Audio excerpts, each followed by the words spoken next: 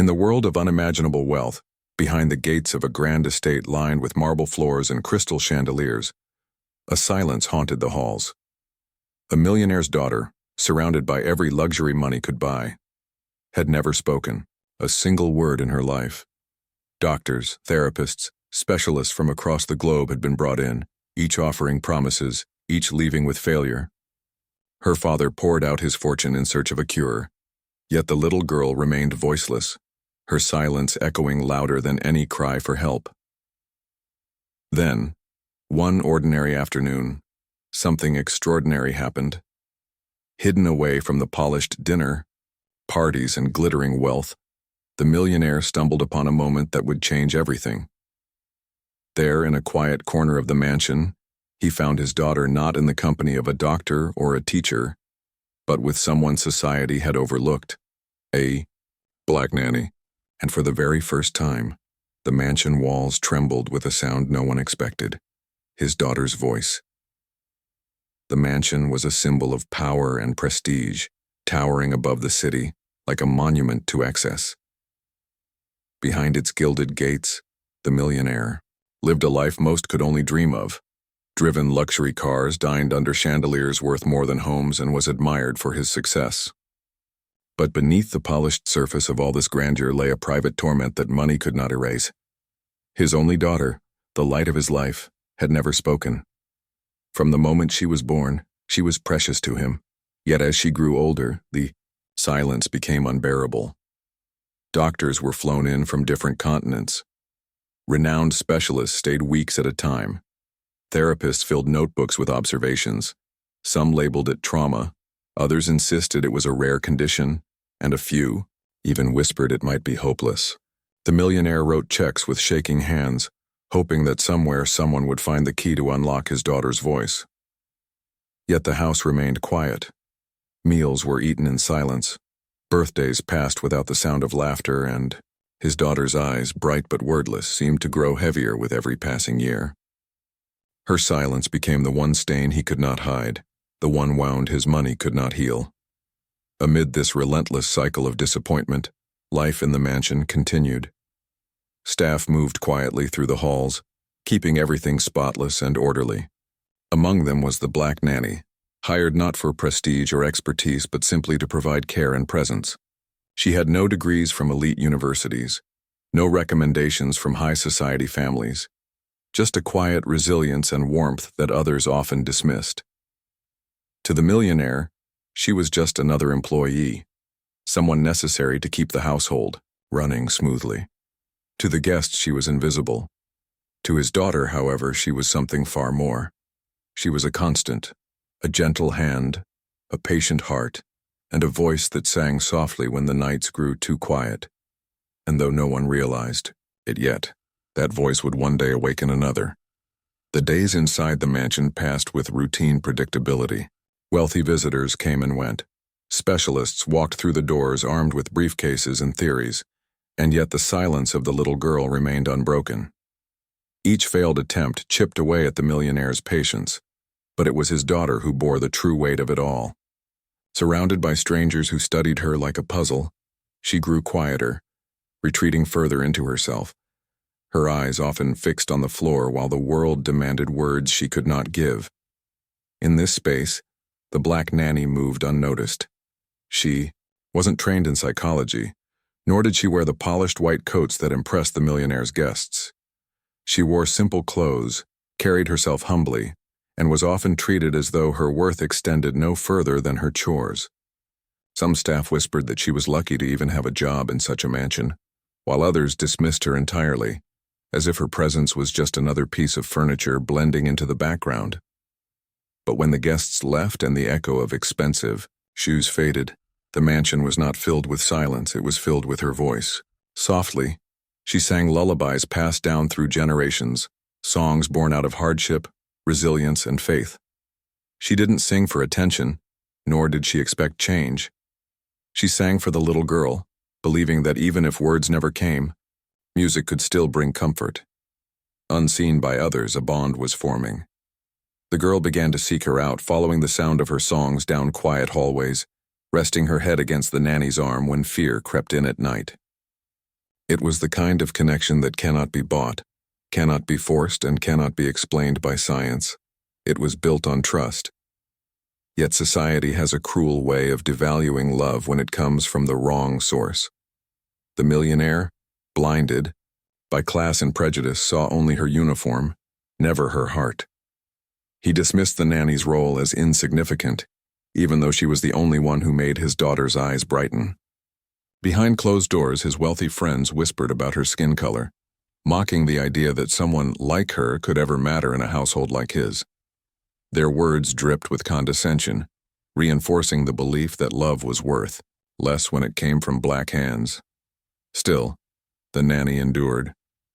She ignored the sideways glances, the muttered insults, and the way people looked past her as though she didn't exist. For her, the only thing that mattered was the little girl. She held her hand when nightmares woke her. She hummed gentle melodies during storms. She offered a steady presence in a world that demanded from the child what she could not give. The breakthrough came quietly, almost hidden. One afternoon, as golden sunlight spilled through the tall windows, the nanny sat with the girl in her lap, humming a familiar tune. She didn't notice the footsteps approaching nor the figure standing frozen at the doorway. The millionaire had returned home earlier than expected, and what he saw stopped him cold. His daughter's lips were moving, her fragile voice carrying a melody alongside the nanny's. It wasn't a shout, it wasn't even clear words, but it was sound. Her voice. The millionaire's chest tightened. For years he had waited, begged, and spent fortunes for this very moment. Yet here it was, happening not with the experts he trusted, not under the bright lights of therapy rooms, but in the arms of the woman he had overlooked, the one society told him was beneath notice. It was the first spark of a storm that would challenge everything he thought he knew. The moment the millionaire witnessed his daughter's voice, however faint, echoing through the room alongside the black nanny's song, his world cracked open. For years he had thrown fortunes at solutions, yet none of his money, none of his specialists, none of his power had unlocked what came so naturally in that quiet moment of love. It was not wealth that freed her voice. It was trust, patience, and the warmth of someone he had overlooked. At first, pride made him resist. He wanted to believe it was coincidence, that perhaps his daughter's voice would have come no matter what. But denial could not erase the evidence before his eyes. His little girl had chosen the nanny, not the doctors, not the expensive tutors. When storms frightened her, she sought the nanny. When meals felt lonely, she looked for the nanny's humming presence. It was a truth he could no longer ignore. The woman he had dismissed was the very reason his daughter's silence had broken. Yet, even as his heart wrestled with this reality, whispers in the community began to rise. His wealthy peers scoffed when they heard the story. They sneered at the idea that a black nanny had succeeded where the world's finest specialists had failed. To them, it wasn't a triumph. It was an embarrassment. How could a man of his stature admit that the answer had been in his own household all along? How could he give credit to someone they considered beneath them? The millionaire faced a choice: to bow to the shallow expectations of his world, or to embrace the deeper truth his daughter had revealed. For once, money could not shield him from the decision. For once, his reputation was not the point. His daughter's happiness, her newfound voice, and her bond with the nanny outweighed the gossip of those blinded by prejudice. Slowly, the walls he had built around his pride began to crumble. He started to see the nanny not as an employee, but as the anchor his family desperately needed. He noticed how her love came without condition, how she stood tall despite being ignored, how she gave without expecting recognition. What his peers called weakness, he finally saw as strength. The mansion, once filled with sterile silence, began to change. Laughter, halting at first, grew into joy. Songs carried through the hallways, no longer just the nanny's voice, but the child's too. And each time he heard his daughter speak, the millionaire was reminded that love cannot be bought, that humanity cannot be measured by wealth, and that sometimes the most valuable people are those society tries hardest to dismiss. This story is more than a tale of a silent child finding her voice. It is a reflection of how we see each other, how prejudice blinds us to the worth of those who stand quietly in the background, giving more of themselves than we ever realize. It reminds us that racism isn't always loud. Sometimes it is in the subtle dismissal, the casual ignorance, the belief that love or wisdom cannot come from those society has pushed aside. The millionaire's greatest lesson was not about money, or even about his daughter's voice. It was about humility, about realizing that true value lies not in status but in compassion, and that sometimes the people we overlook hold the very answers we spend a lifetime searching for. So perhaps the question isn't whether the house was silent that evening. Far too silent. The millionaire had just returned from a long meeting with doctors who had again told him the same thing. His daughter's condition was hopeless. She might never speak. The words echoed in his head as he walked through the cold marble hallways of his mansion. He was weary, exhausted from carrying both pride and disappointment for so many years. Then he froze. From the far end of the hallway came a sound he hadn't heard in over 6 years, a sound he had convinced himself he might never hear again. It was faint, fragile, like a whisper carried on the wind, but it was there. His daughter's voice. He followed it with pounding steps, his heart racing faster than it ever had until he reached the doorway of her room. What he saw rooted him to the ground. His little girl sat on the edge of her bed, eyes shining with a light he hadn't seen since his wife had passed away. Beside her, the nanny knelt, holding her small hands, her deep, soulful voice filling the room with a lullaby. And then, like a miracle unfolding before his eyes, his daughter sang back. Not perfectly, not strongly, but every broken word that slipped from her lips was alive. She wasn't silent anymore. She was communicating in the only way her heart knew how, through the music the nanny had shared with her. The millionaire gripped the doorframe, unable to breathe. Years of specialists, years of therapy sessions, endless bills, all had failed. Yet here, in the most ordinary of moments, the wall of silence had cracked wide open. And it wasn't money that had done it. It wasn't prestige, power, or influence. It was love. Simple, patient, unconditional love. Tears burned in his eyes, but pride held them back. For a man who had built his life on control, the sight was shattering. He had dismissed this woman as nothing more than a caretaker, someone unworthy of recognition in his world of wealth. But she had achieved the impossible. As his daughter's voice trembled on, stronger with each attempt, he realized he was no longer the hero of this story. The nanny was. The woman society overlooked, the woman others might whisper about, the woman his peers considered less than. She had given his daughter what no one else could. But the moment was not just joyous. It was confronting. Because in that fragile song, the millionaire saw a reflection of his own failure, his blindness, his arrogance, his prejudice. For years he had placed his faith in wealth, dismissing the humanity of the woman standing right in front of him. Now, as his daughter clung to the nanny, smiling through her tears, he understood something that struck him deeper than any business loss or public embarrassment ever could. He had been wrong. Terribly, unforgivably wrong. The weight of that realization crushed him, but alongside the pain came something else, a spark of hope. Maybe it wasn't too late. Maybe he could unlearn the pride that chained him. Maybe this was the chance, not just for his daughter to find her voice, but for him to find his humanity. And in that room, in the sound of a child's first halting words, the millionaire's world shifted forever. Life inside the mansion was like living in two worlds under the same roof. On one side was the glittering facade the millionaire had built for himself, towering glass windows, polished marble floors, and the hum of business calls that carried his authority to every corner. On the other side was a quieter, lonelier world where his daughter existed in silence. Doctors had long since told him that her inability to speak might be permanent, a wound that not even time could heal. Speech therapists came and went, each one leaving behind polite but hopeless words. She never responded, never engaged, never gave more than a distant stare. The millionaire told himself it didn't matter, that he could provide her with the best life money could buy even without her words. But deep down he felt it, a hole in his heart, an emptiness he couldn't fill with wealth. And then came the nanny. She was unlike anyone the millionaire would have chosen himself. She didn't come from privilege or connections. She wasn't polished or elite. She was simply real. Her voice carried warmth when she spoke, and her presence brought a gentleness the cold mansion had never known.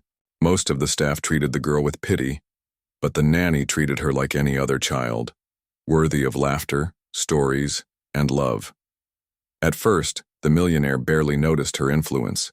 He assumed she would fail, like everyone else. But gradually, subtle changes began to appear. His daughter, once withdrawn and unresponsive, started showing tiny sparks of emotion. She smiled more often. She leaned into the nanny's embrace when she read stories. She hummed faintly, almost inaudibly, when music filled the room. The millionaire dismissed it as coincidence. Yet the staff whispered among themselves how the girl only seemed alive when the nanny was near, how her silent world was slowly being stirred by something money could never purchase. And then one evening, the millionaire walked past the playroom and stopped in his tracks. His daughter was sitting cross-legged on the rug, and the nanny sat opposite her, clapping gently in rhythm. The girl raised her hands and clapped back, offbeat, hesitant, but responsive. For the first time in years, she was engaged. The sight shook him more than he cared to admit. Still, pride held him back. He couldn't bring himself to acknowledge the nanny's role. After all, what would people say? That a woman from outside his world of wealth had accomplished what the most expensive specialists could not? It was easier to turn away, to pretend it wasn't happening. But the changes grew impossible to ignore. His daughter began to follow the nanny's movements with her eyes, imitating simple gestures, even humming faint tunes when she thought no one was listening. Each day brought small victories that the millionaire desperately wanted to celebrate, yet his own arrogance built a wall around him. Behind that wall, however, he felt something dangerous stirring: hope. And hope terrified him, because hope meant vulnerability, and vulnerability meant admitting that everything he believed about power, wealth, and superiority was wrong. The final push came one late afternoon when the nanny carried her guitar into the girl's room. The mansion had never echoed with such warmth. As her fingers strummed the strings, the little girl leaned closer, her eyes wide with wonder. She placed her tiny hand on the guitar, feeling the vibrations, her lips trembling, as if words were trapped inside her. The millionaire watched unseen from the doorway, his chest tightening. The air in that room was different, alive, electric, fragile. He realized he was witnessing the beginning of something, though he didn't yet know what. In those fragile moments, the walls of silence around his daughter began to crack. But what he didn't realize was that the same walls around his own heart were beginning to crumble too. The mansion stood on top of a hill, its glass windows glittering in the sunlight like diamonds. To the world outside, it was a symbol of success, a monument to the wealth and power of the man who owned it. The millionaire had everything: influence, fortune, and the respect of those who admired his rise to greatness. Yet inside those walls, where silence echoed louder than luxury, he carried a burden no amount of money could erase. His daughter had not spoken a single word since birth. Doctors had searched for medical explanations, specialists had attempted therapy, and experts had provided endless advice. But nothing worked. The girl remained quiet, her silence becoming a constant shadow over the father's life. He loved her fiercely, but he also feared what her condition meant. In his loneliest moments, he wondered if she would ever connect with the world, if she would ever call him father, or if she would live her life in isolation despite the fortune built for her future. Desperate for solutions, the millionaire went through countless caregivers. They came from the best institutions, equipped with shining credentials, but one by one they left, defeated. None could reach the child locked away behind her silence. Over time, his hope weakened. He began to believe that perhaps this was the one thing in his life money could not control. Then came the day when the nanny arrived. Unlike the others, she wasn't chosen from a polished agency or recommended by wealthy friends. She came from a modest background, with hands that had known hard work and a heart shaped by compassion. She was not the kind of person the millionaire would have trusted at first glance, but circumstances left him with little choice. From the beginning, she didn't see the girl as broken. She didn't treat her with clinical detachment or suffocating pity. Instead, she met her with patience, presence, and warmth. In her presence, the mansion felt different, less like a cold fortress of wealth and more like a home. The millionaire remained skeptical. He convinced himself that she would eventually fail just like everyone else. But quietly, unnoticed at first, the smallest changes began. The little girl looked at her longer than she looked at anyone else. She lingered near, or when she sang softly while working. For the first time in years, there was a flicker of life in the child's eyes. The millionaire didn't know it yet, but his world was about to be transformed. And the person who would make it happen wasn't a world-class doctor, wasn't a wealthy benefactor, and wasn't a specialist with endless theories. It was someone society often overlooked, someone his own prejudice might have dismissed. Because sometimes, the people we least expect carry the power to break through the walls that even love and money cannot.